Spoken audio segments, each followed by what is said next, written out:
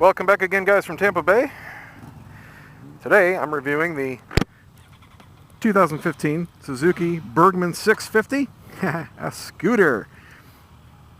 It's actually my first time on a scooter. A lot of first impressions here. Woo, all right. Pretty comfy. It is like sitting in a chair. I mean a straight up chair. Let's start this guy up. I'm assuming that's a brake. They're both brakes. Do I have a clutch? I'm going to look like an idiot if this lurches forward. I'm just going to walk this guy a little bit in the parking lot. No experience with the way this thing is set up. Obviously a totally different center of gravity than a motorcycle, but it's huge. This thing feels heavy. Feels like a tank, but it's so comfy. It's like I'm sitting in an office chair. I'm not kidding. It's got a back and everything. In the driver's seat. I see there's a big passenger one too. But he was showing me some of the features there. I'd already checked out the bike beforehand. And it's weird not to be able to lean in the seat. Okay, I'm assuming the left bar is the front brake because that has more bite to it. This is full throttle. Okay, I'm getting the hang of it now. Think jet ski. This has performance and acceleration like a jet ski. The engine just revs, gets into its power band, stays there, and you go. It's actually got pretty good pickup up to about 60 miles an hour.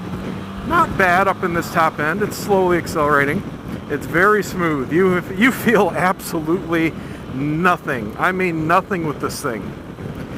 It is like I am sitting in an office chair going down the road. I've got almost no wind.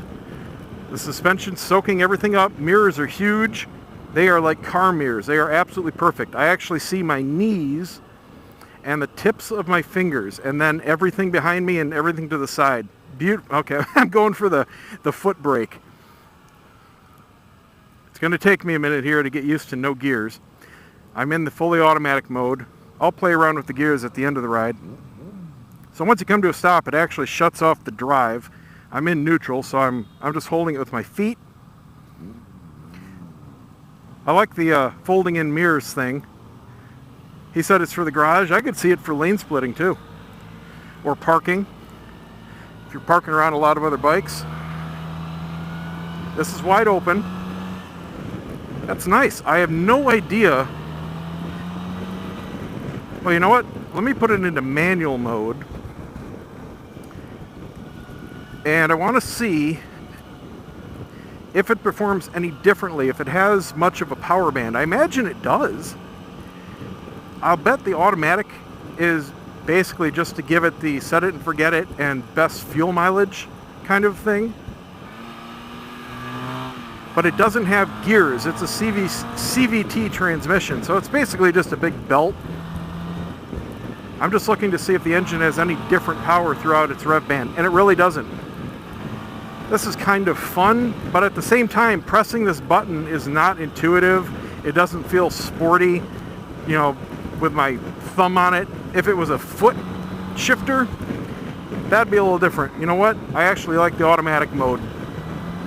For what this is, that just feels right. Is this screen up or down? It's up, that's what I thought. Okay, that's much better. Oh, I was getting hot there. With the screen in the down position, I'm 6'2", 250 pounds. With the screen in the down position, I have air hitting about my visor on the helmet. So I've got quite a bit of buffeting, a lot of noise, but I have some air. I have sweat pouring down my face right now. You can see it's in the mid 90s and it's just really hot. With the screen up, even though it doesn't move much, it's only moving, geez, I don't know what, 3 inches? Not even, 2.5, 3 inches. It makes a big difference. It's right at that level where, I'm going for my foot brake again. It's right at that level where in the up position, it is just going over my helmet.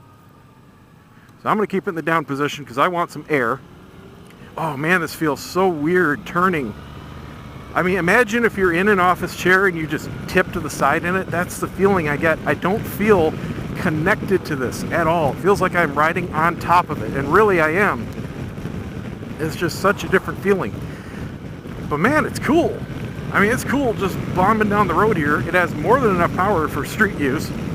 You know, generally scooters, at least where I live, piss me off because they're mostly the piece of crap 50, 150, sometimes 250cc bikes, and they are slow as jello. They hold up traffic. They sit there going wee on the side of the road, barely doing 35 miles an hour in a 55. It sucks. But this thing, this is a freeway machine. No problem whatsoever. Plenty of power. It's very quiet. It has an electric sound to it when it winds down. I would imagine that's mostly the transmission. I can stand up off the seat and have a few inches of clearance, so it's very low. Nobody's gonna... He's getting a feel for the clutch. I've done that myself. Nobody's going to get on this and go, oh my God, it's just too big for me to ride. No, this is just super comfy all the way. I love the little backrest on the seat here. It's more than just a shelf. Sometimes on sportier bikes you have a shelf to keep you in place. But because I'm sitting completely upright, I mean, this is a sit-up and bag position. You can see my arms are straight down by my sides, and my hands just flop right onto the handlebars here. It is like I'm sitting at a desk. Okay, I could be typing. That's the exact position I'm in. So it's just really comfy. Very flickable. I'm actually surprised. I just put my finger on the weird feeling. It's the tire size. I'm not used to the way the turn-in and the maneuvering feels on such small wheels. I'm used to 17, 8-inch wheels on full-size motorcycles, and these little scooters are just a different experience. It's completely fine when you're rolling. It's just a little different at low speeds. But now that I know what it is, it doesn't bother me. Very nice dashboard. It is pretty much like a car. You've got excellent sweep tachometer and speedometer. Clear as a bell digitals in the middle. You've got a big temp display, fuel gauge, coolant temp display, odometer, clock. It's got some good engine braking. I'm really not doing much braking here coming to a stop. The engine's doing it for me. I just put one foot down, put it back up into the tray here. Position's very good. Nothing's bumping my legs. It is very strange to be able to put my legs together like this. That is funny. Yeah, that left one is definitely the front brake. So think bicycle. God, is that even right? Is the bicycle reversed? It's been a long time since I rode my mountain bike, so I can't even remember off the top of my head which one's rear and which one's front. I think on my mountain bike, the left one is the rear brake. I wonder what this guy's doing. But you get a lot more braking power out of the front for sure. Very good brakes. No problem, not wanting any more.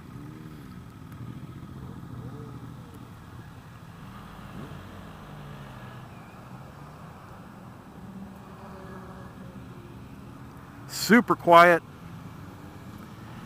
It's got very good low-end torque. I'm trying to watch the tachometer here as I give it some throttle. Spools up very quickly. The transmission handles things absolutely seamlessly. It feels like, and this is the way a CVT transmission should, like there's one gear. You do not feel it or really even hear it shifting at all. It just does its thing, and it gives you the performance you're asking for based on your throttle position. That's it. So that's what automatic mode is supposed to do, and it works absolutely beautifully. Can't say I'm in the market for a scooter. I just wanted to try it while it's here. I'd never done it before. Didn't know what I would be in for, but I'm glad I did. This is actually a lot of fun. If I was in an area where I needed something like a golf cart, or there wasn't a ton of, a ton of traffic, or maybe even if there was a ton of traffic, I could see this being something for zipping through traffic. If you're in an area where you have lane splitting, oh man, this would be great. Not having to worry about handling the clutch. That is, oh, so nice. I wish I had an automatic transmission sometimes. When I've been in stop and go traffic here in Florida, we don't have lane splitting, so it's on and off the clutch, and man, your hand gets tired.